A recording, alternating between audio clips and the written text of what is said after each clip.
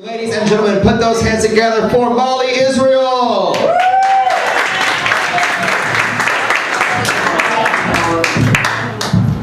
Shit. Hi. Am I the only fucking woman here? Fuck me sideways. No, this is awesome. Thanks for being here. You know, the last time I was here was the same night that bomb went off in Chelsea, and believe it or not, people were just not feeling the comedy that night. I was really surprised. I'm such a jaded New Yorker. I was like, fuck it, that's downtown. That may as well just be like another country. But you know, it's nice to get out because I don't get out very often. I have a kid, and I know what you're thinking, Molly. No one gives a shit about your kid, and I couldn't agree more. You know, I mean, like, I love her. I don't assume that everyone else cares. You know, like, I'm not flooding Facebook with photos. I'm not tagging other women and like, the mom challenge, I accept it. It's like, bitch, the real challenge is deciding to keep the kid in the fucking first No, but I mean, you know, she's cute, she's 2. She's in the tornado with feet phase of development. You know, she's like the Tasmanian devil from the old Bugs Bunny cartoons, you know, like, just as soon as you're done containing one disaster, she's behind you creating the next. And if you try and stop her, she just goes, ah! Like, you know, oh, was I not supposed to do that? She's like a little Hillary Clinton. She's like, didn't understand what it was. I can't knock Hillary in all fairness without, you know, shitting on Trump, because he's just the fucking worst. You know, I would say he's the next Hitler, but at least Hitler wrote his own books. I digress. My kid, she's cute. She's got this little chicken basket with all her toys in it, and she dumps the toys out, and she puts the basket on her head, and I go, who's Mama's little chicken head? And then my boyfriend goes, yo, don't call her that. My boyfriend, we've been together for a few years. We have a good relationship. We fight a lot sometimes because, like, you know, he thinks I'm a cynical bitch. I think he's a stupid asshole. And I can say that for a fact, because if he wasn't, I wouldn't be dating him. But we've been together for a while. We have a great sex life. He's really considerate. He, like, always rinses with mouthwash before we fool around. And then when he goes down on me, my pussy gets the sensation that it's standing on a frozen mountaintop with the Arctic breeze blowing it. It's hot.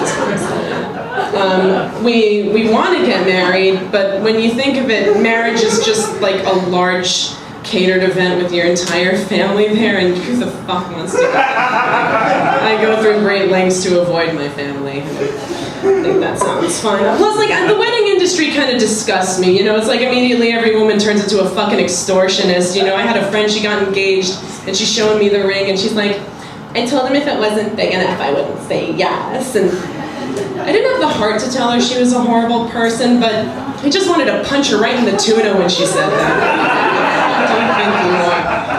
She like schleps all her friends to the destination wedding in Italy, like people just have money to go to Italy whenever, like in the middle of July, in a fucking castle with the doves, and yeah, they're divorced now. I mean, like, they had a good run, they lasted like 7 months, so, you know, it was love at the time.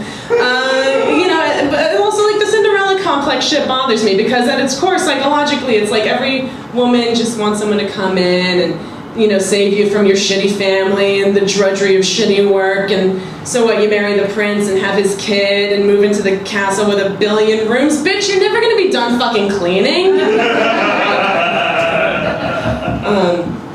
I consider myself a feminist, but I also hate neo-feminism. Is that weird? I just feel like you can't make fun of anything anymore. Like, I had a friend who got really pissed off because she came to a show and one of the comedians was making fun of Kim Kardashian's ass.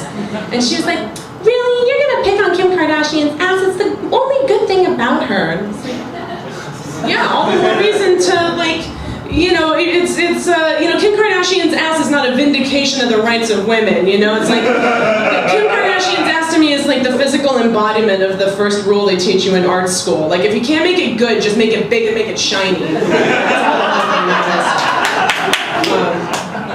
I think I'm curmudgeonly. I can't tell. I think I'm better. I'm getting old, and like you can tell when you're getting old, because it's like, you start to feel your limits, you know, like it's taking a sip of a drink and knowing that that's going to be the one to make you vomit, and then choosing to finish it anyway. It's knowing that, like, while your mouth can handle a higher spice level, your asshole probably can't. Also, you get these, like, little physical anomaly things, like, I can always tell when it's going to rain now because I can feel it in my cunt. It gets really wet down there.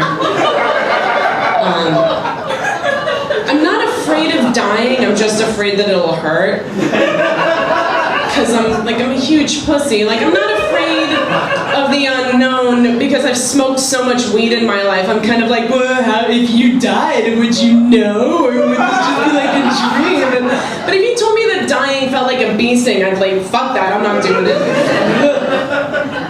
I don't have any tattoos. There are people who say that getting a tattoo feels like a bee sting.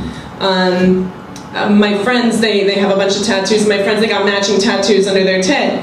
And they called me over to show them off, and they were like, look, it says awkward. And I was like, no, it doesn't. That says awkward. And that's what this closing joke was. Thanks so much, you guys are awesome. Mollie, Israel, ladies